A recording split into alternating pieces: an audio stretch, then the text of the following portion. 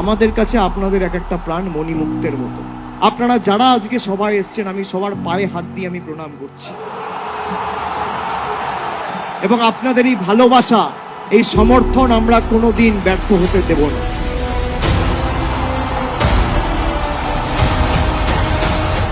আপনি শুনে রাখুন আদিত্যনাথ বাবু, আপনাদের ক্ষমতা থাকলে 4 বছরে গরিব মানুষের বাড়ির পয়সা ছেড়েছেন।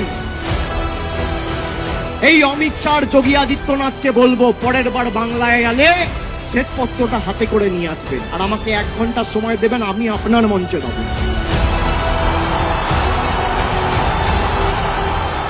আমি মায়েদের জিজ্ঞেস করতে চাই, বলুন গরিব মানুষের টাকা যারা আটকায় তাদেরকে উচিত শিক্ষা দেওয়া উচিত, হ্যাঁ কি না? আপনাদের শপথ নিয়ে আজকে বাড়ি ফিরতে হবে। এদের ঔদ্ধত্য ভাঙবো, দম্ভ ভাঙবো, অহংকার ভাঙবো, চূর্ণ বিচূর্ণ